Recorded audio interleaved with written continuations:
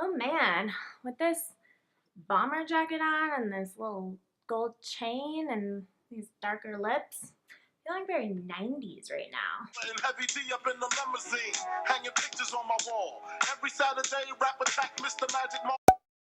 Hey everybody, I'm Kelsey and welcome to Kelsey Joy Is, helping all of us actually keep our New Year's resolutions this year. So it's that time of year, we're all making resolutions, we're hearing people talk about how to actually keep your resolutions, there's people talking about why resolutions don't even work in the first place, and I was thinking about it because I like resolutions, I like it being a fresh start. However, I have been one of those people who doesn't keep my New Year's resolutions, and in fact I read a statistic that the majority of people quit their New Year's resolutions within the first month of the year. So by February of this year, your resolution is done. You're not actually doing what you're saying you want to do. And I debated about making a video on this because there's so much stuff out there about it. However, I think I have created something that will help you create a resolution you actually want to keep and then put a plan in place to really keep it so you won't be one of those people this year who quits it within the first month. And here's how to do it. So it goes down to two parts. Part one is creating a resolution that is fueled by why instead of fueled by should.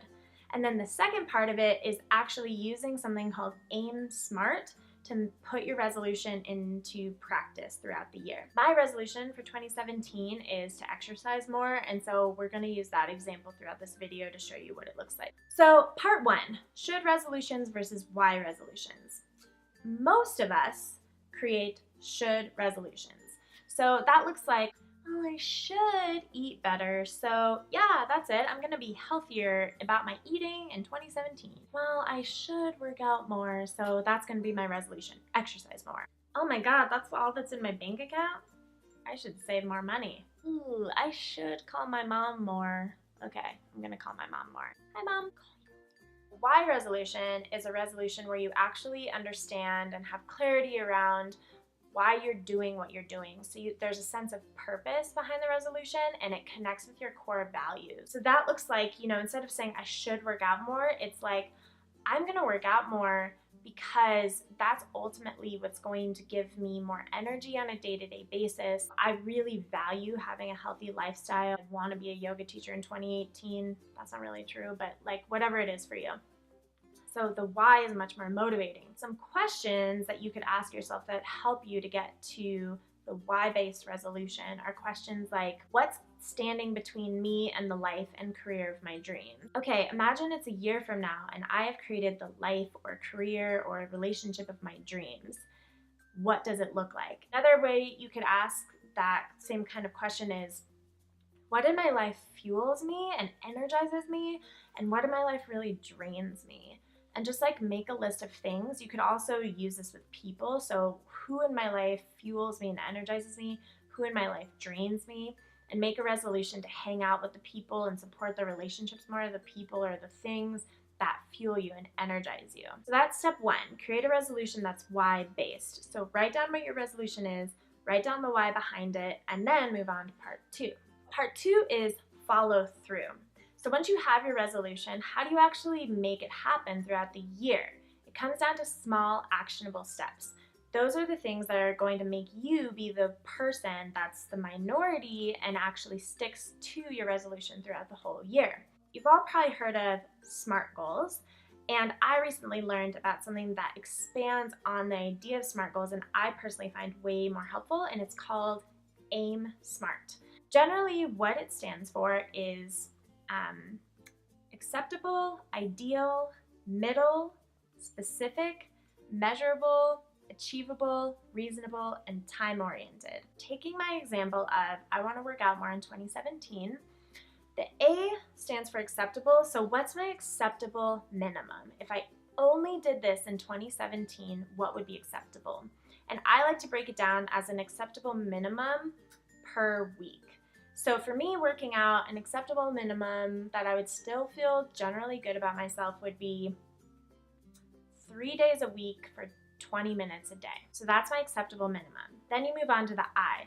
Well, what's your ideal? So that's the maximum amount. If you were living your ideal life, what would you be doing for workouts? For me, that'd probably be like an hour, 5 days a week I'd be working out. So that's my maximum. So then you take the M of the middle, and that's, a compromise between the two and still stretching yourself a little bit because it is a goal. So you want to make sure it's still challenging. A middle ground between those two of like 3 days for 20 minutes versus 5 days for an hour is like 4 days for half an hour. So then I take that and I'm like, that's my goal. So that already makes it much more specific and gives some clarity around it in my mind. Instead of just, I'm going to work out more in 2017, I know, okay, in 2017, I'm going to work out for 30 minutes, 4 days a week. Then let's move on to the SMART piece of it. And this is what you've heard before. So S is specific. So what's the specific first step that you need to take in order to make that resolution and that goal a reality? So the specific first step I need to take is actually determining what the workouts are going to be for each of those 4 days.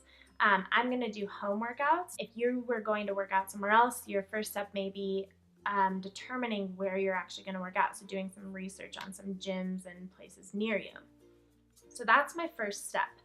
Then the second piece of it of M of measurable is how will I know I'm successful? So let's look at this bigger goal of, okay, for 4 days a week and 30 minutes a day, I'm going to work out. And I figure out what my first step is. How will I know I'm successful? Is I achieve the first step, I write it down, and then I determine what my second step is, and I keep this going and actually complete the workouts for an entire month and then continue in February and March as well. So that's how I know I'm successful. If you don't know where you're wanting to go and how you're going to get there, then you won't know if you're being successful or not. And that feeling of like, oh my God, I did it, helps to fuel you to continue it all year long.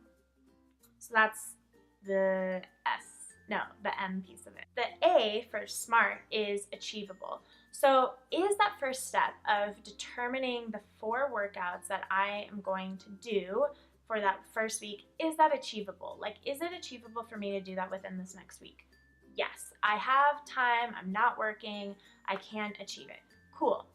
Maybe for you, it wouldn't be achievable. Like maybe you say that the first step is that you are going to buy a wardrobe of workout clothes for you. And then you get to this piece of it and you're like, wait, I'm broke from buying Christmas presents for people. That's not achievable. And then, so you just have to redefine what that specific first step is for you.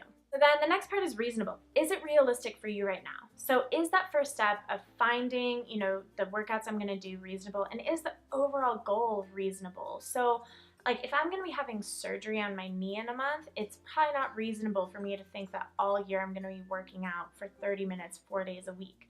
So really look at, is it reasonable for you for where you are in your right now to be doing this goal? And then the final step is time oriented. By when are you going to do the first step of the goal? And by when are you going to actually start doing your resolution? So by when am I going to determine what the workouts are going to be for the first 4 days? And then by when am I going to actually start this New Year's resolution? So is it going to be January 1st or am I going to start on the Monday, whatever it is? So then once you've done all that, the final step is to put your goal somewhere very visible for you. So that could be on your nightstand, it could be on your phone, it could be your computer desktop, on your mirror, something you look at every day. Put your goal there and make sure you have the specific goal. So for me, it'd be I'm going to work out for 4 days a week, 30 minutes a day, and I write my why behind it. So I am going to do that because I know in my heart that I feel better when I work out. It gives me so much more energy. I stick to my other goals when I work out as well. I'm going to be a yoga instructor in a year, so this is going to get me there, whatever it is, the why. And then write down what that specific first step is and when you're going to do it. Another thing you can do, which I do, is I write down my goals every day in a moleskin journal. Where did I put it? Oh. So in here, every morning, I write down a gratitude list on one side and a goals list on the other side.